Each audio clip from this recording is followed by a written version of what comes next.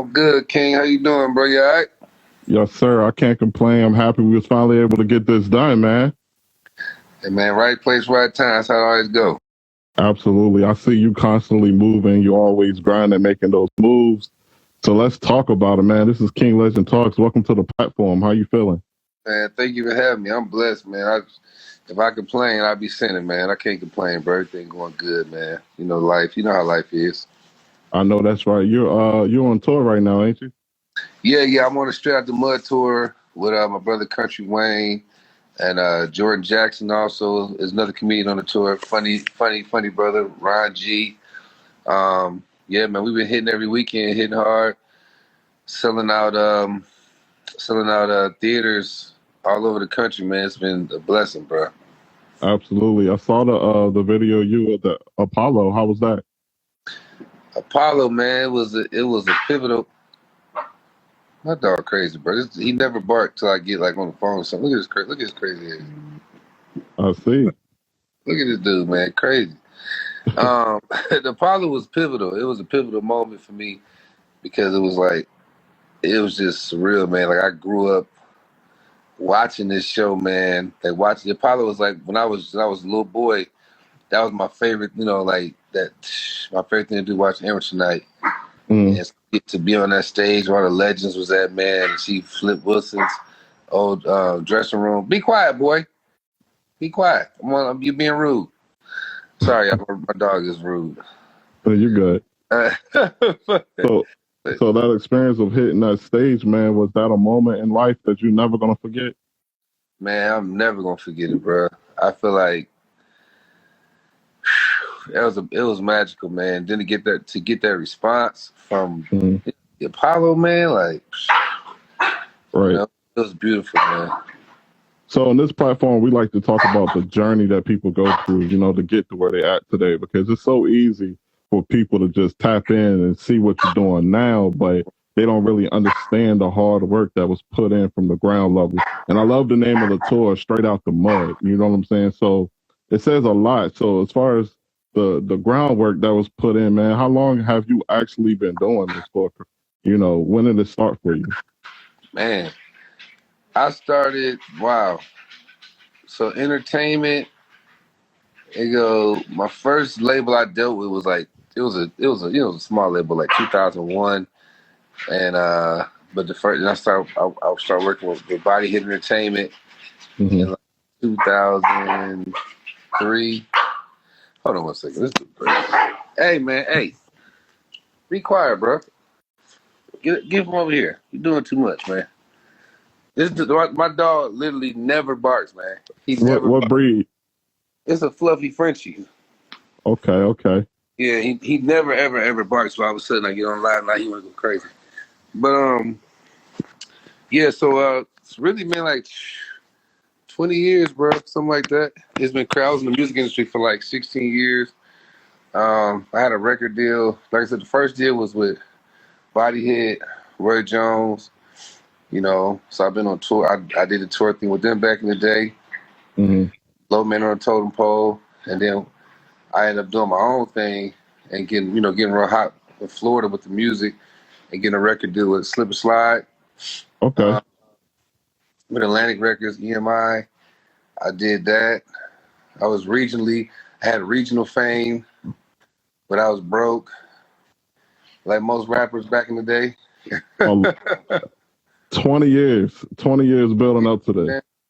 20 years, man. I was living in the 1997 Toyota Corolla in 2010, I think it was, or 10. Wow. Yeah, right So before I got my deal Slip and Slide. I'm about to take you back a little bit, man. So back in that time when you first started, you know what I'm saying? Of course, everyone got goals. We got dreams that we set up for our future. Mm-hmm. But in that time, did anybody ever doubt you?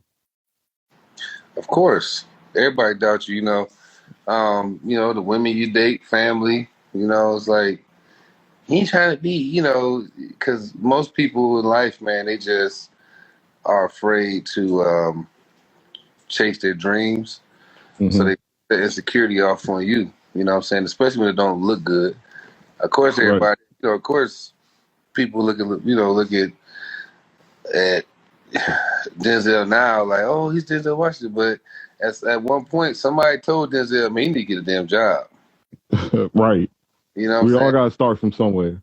You got to start from somewhere, man. So, you never know. I met 21 Savage when the day I met 21 Savage it wasn't even 10 years ago. It was like 2015 or something. This dude had a keychain around his neck.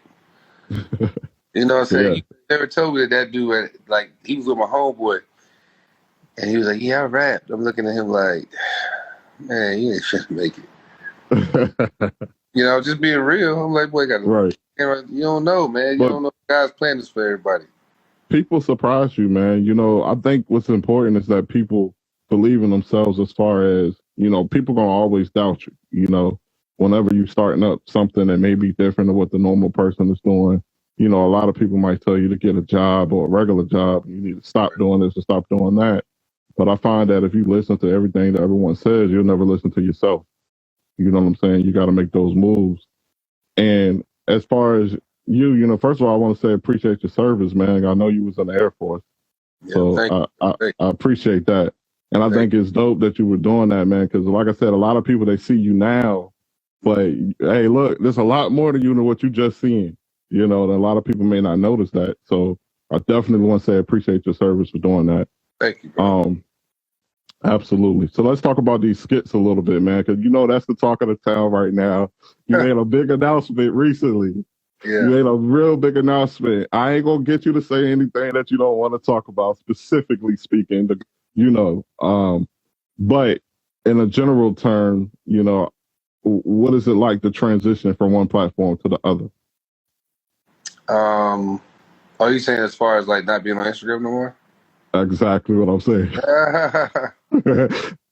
I mean, I wish we could still do it, bro. You know what I'm saying? But business is business. I'm gonna let Wayne, which he probably never gonna come out saying nothing about it, because Wayne is just he just work. He just do the work. He don't really, if you go to his page, you can't find nowhere where he like talking about, Right. hot topics. He just don't do that. We talk amongst ourselves, but Yeah. just do the work. You know what I'm saying? He kind of like, like Michael Jordan. Michael Jordan didn't do a lot of interviews, and Yeah. Michael Jackson. We get when it was like, oh, he about to say something. You know what I mean? So I don't know. I really don't believe. I don't think he would actually share what the situation is. So I ain't gonna. I'm gonna let him. Of course. Share. But you know what I mean? It ain't personal, it's business. But I definitely wish we was on Instagram, because me personally, I like the way it's formulated on Instagram Yeah. the most, because you got to kind of search for it on YouTube. You got to, on Facebook. It's convenient on Instagram. People already on the platform. They just swipe in and they see it.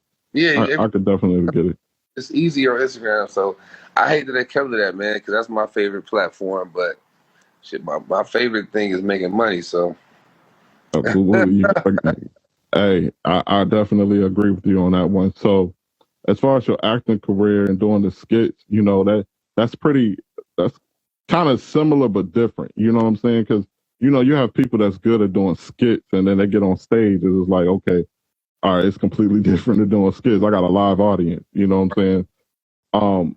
What's similar to you and what's different completely when it comes to the two? So theater, skits, and film and television is all a different art form. Mm-hmm. Like when you think about boxing, like when you boxing, the way you stand, you kind of turn yourself sideways to make yourself a smaller target. But if you do a mixed martial arts where you can kick and use your feet, you're going to be open up a little bit more, because they say you want your weapons and your feet to be more accessible. And it's the same thing with stage. The stage is so small, Mm-hmm.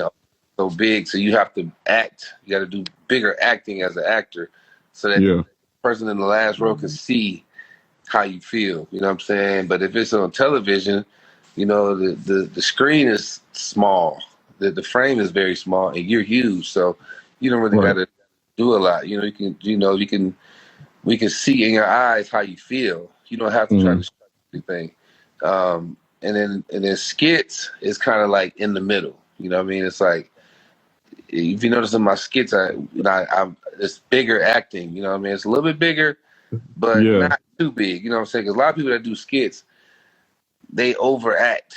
It's cartoonish. You know what I mean? yeah, And that's why a lot of people connect to what we do is because we still keep it grounded enough to where it's not we don't look like cartoon characters, and you could relate more, to reality than somebody just this little absolutely.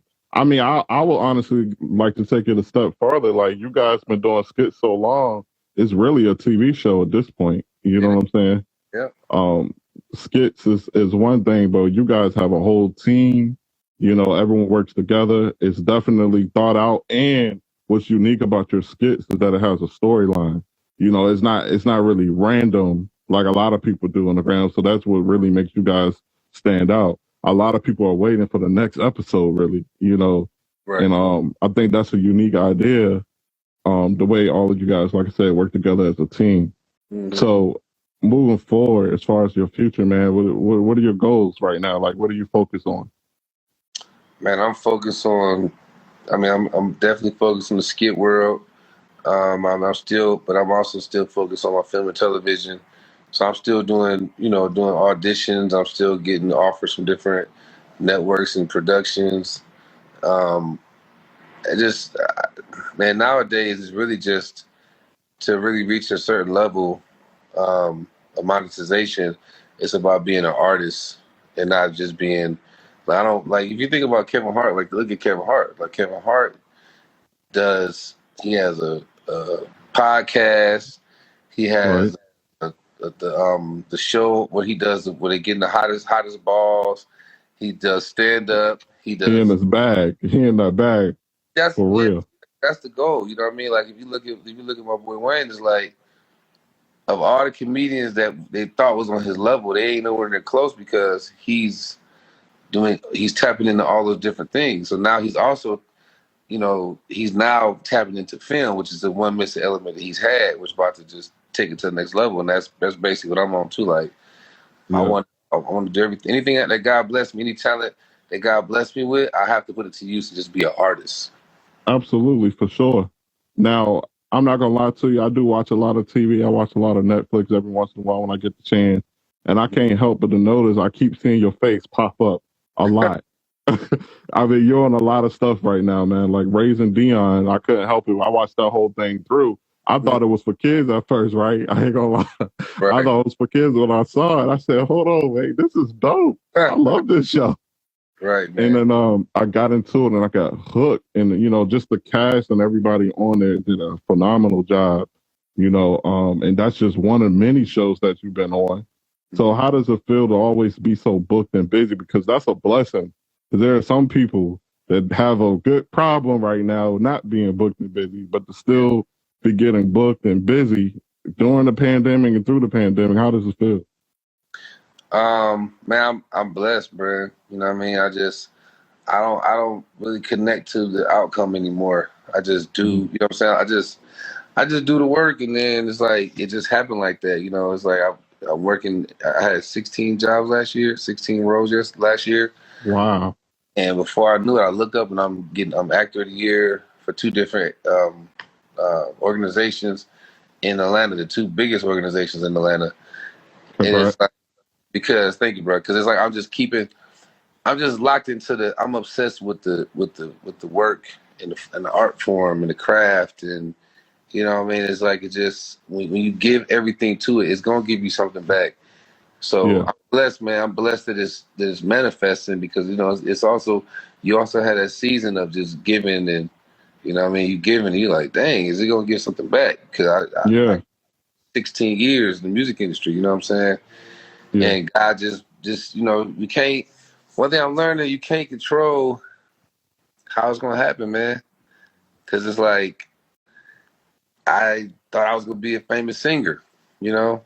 And I chased Mhm. that long, and I 16 years plus chasing that dream, and then to just go into film and in 3 months have an agent. First week audition, Right.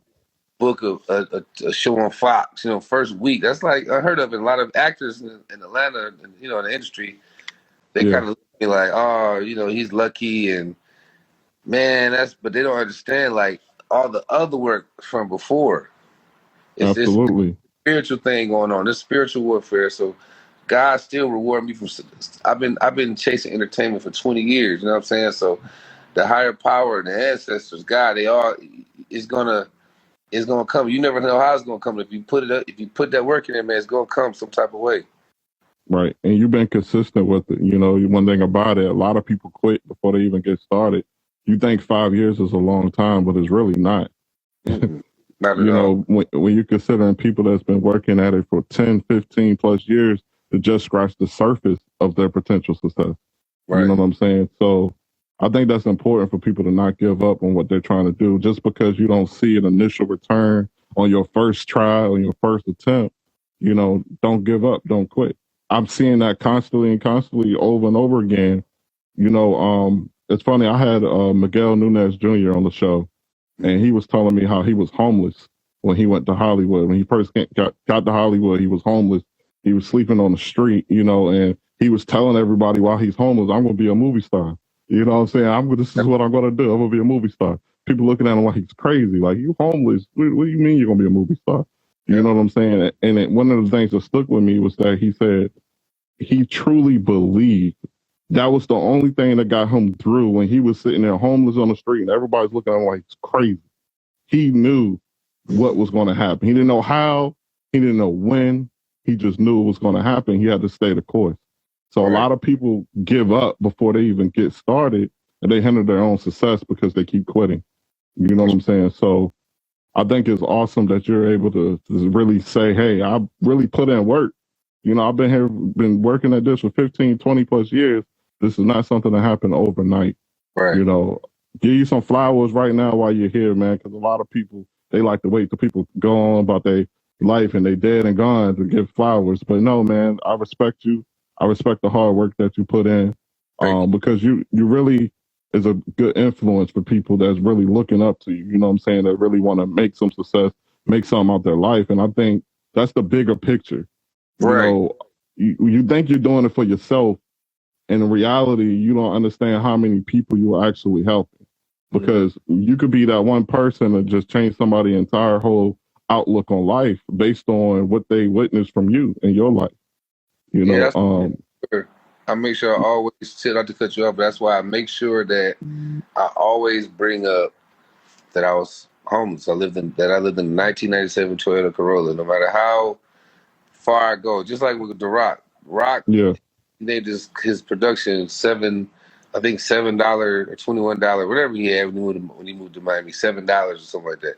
right. Like, I always, like my post I made today. I made a post today. I didn't say, you know, yeah, Memphis, we killed it. You know, we shut it down. No, I'm like, yo, my post is long. It's a long way from living in the 1997 Toyota Corolla. So it's like I want people to know, um, like every time I elevate, man, I'm always gonna bring that up because I know it's somebody else out there that's not where they're supposed to be right now, and I just want them to be encouraged because I know I'm never gonna forget that feeling, man. I'm never, you know, sometimes I'll be sitting around and looking like, damn, man, I'm living in this, you know, this beautiful condo. I'm driving my favorite car. I'm doing all these things, and I might just sit there and just get a little emotional because I never forget that day when I was looking out that window across the street at that Waffle House from my brother. I was staying in my brother's tattoo shop one night. You know, he let me stay in there one night. You know what I'm saying? Because it was the weather or whatever, and I just looking at that Waffle House across the street, and I'm like, damn. I cannot walk across the street and buy a scrambled egg, and I'm starving. You know what I mean? Wow. I never forget that, man. And my boy pulled up. You know, one of my partners pulled up like, "Yo, hey, man. You know what's up? Like, what's up, man? You know, I'm holding it in, but I'm really like, I'm emotional. I'm so hungry. You're having a moment for sure. I'm in my feelings. He like, yo. He's like, you ate? And I'm like, nah. He's like, let's go to Waffle House. And bro, I went to Waffle House and I'm tearing up.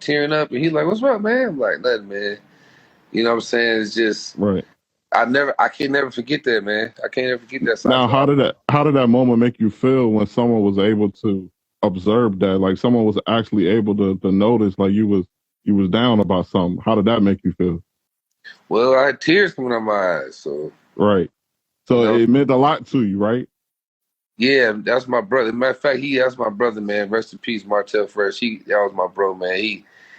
You know, it- we hide stuff, especially as men, especially as black men. We live in a world where we're masculine black men. We so under attack. We just kind of go in our shell. You know what I'm saying? Like Hollywood don't celebrate masculine black men.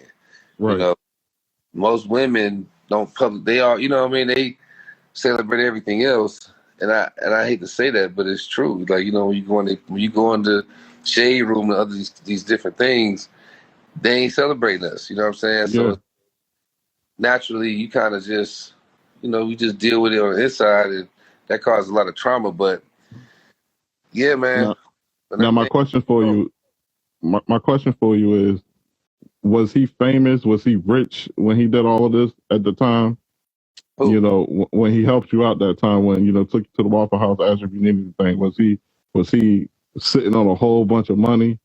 You know what Oh I'm no, saying? Like, this is my boy Fresh. Okay, so this is the crazy thing. My bro, man, this is the crazy thing, bro. He was struggling too, and right, he came up on $100. He made $100 that day, right. and Woo. so he hit me like, bro, I hit for 100, man. You hungry? It was like it was that was my I got his name on my tattooed on my arm. You know what I'm saying? That was my bro. That's We love. yeah. So And the reason I bring that up is because of this. This is the point I'm trying to get across. mhm. You don't have to be rich. You don't have to be famous. You don't have to be someone that's well off in the bank financially to really make somebody else feel special. You get what I'm saying? Like, we live in a world where people are so selfish and they don't understand the importance of actually pouring your heart out and showing people that you care. There's so many more ways to show people that you care than just give them what you already have access to because you got money in your account. You know what I'm saying? You just said he found $100. And with that $100, he was willing to look out for you. You get Yeah, what I'm saying? Like, that's a big deal. Because there are yeah, people that would have took that same $100 and be like, hey, tough break, dog. I'm about to go to Waffle House. yeah. Because I you got to don't know think what about it. you got going on. Wayne always say, we was talking about this weekend. Wayne was like, man, when you give, it's about the percentage. Yeah. You know what I'm saying? Because he had $100. That was a large percent. Because I spent about 19 of that 100. You know what I mean? That's Come almost on. 1/4 of this man's money. Come on. You ain't go to McDonald's. You went to the Waffle House. Right. Yeah. You know what I'm saying? I, So like, yeah, man, people.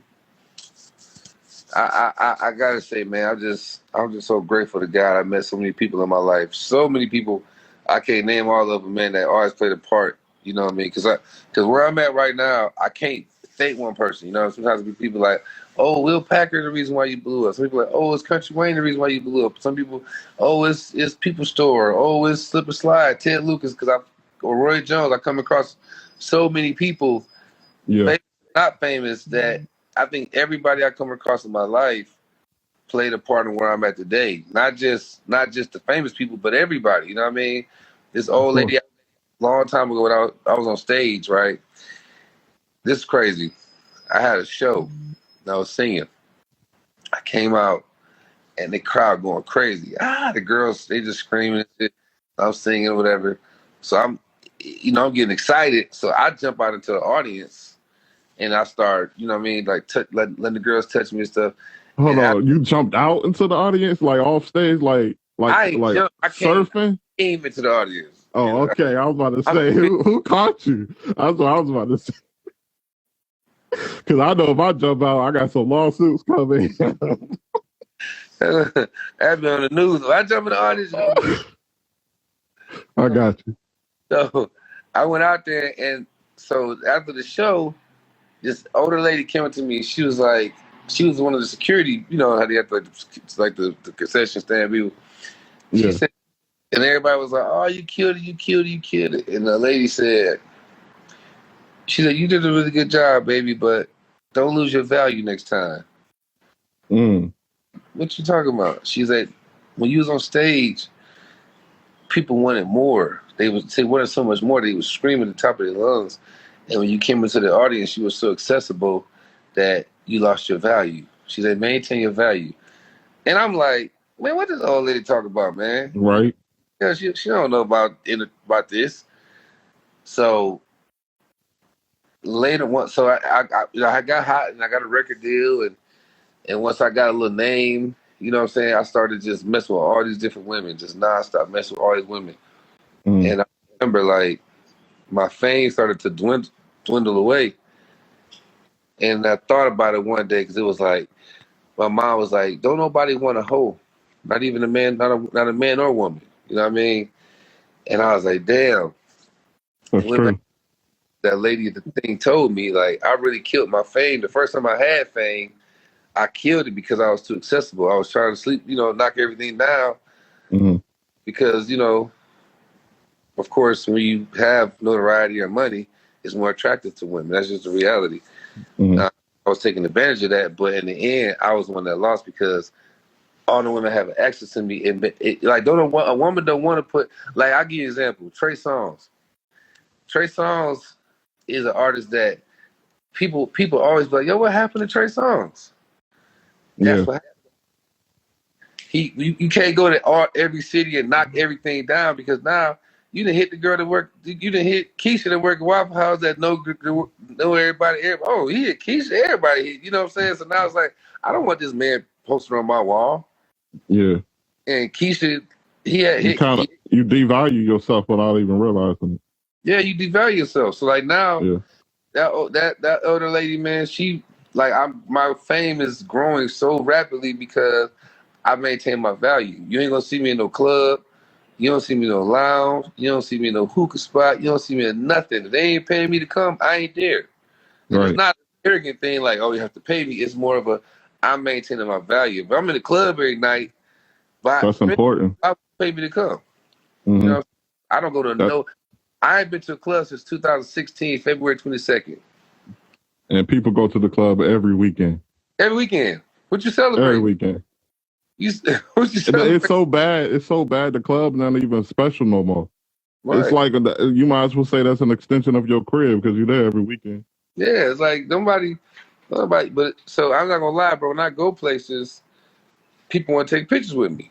Now, I'd have been places where it was people in there that's way more famous than me.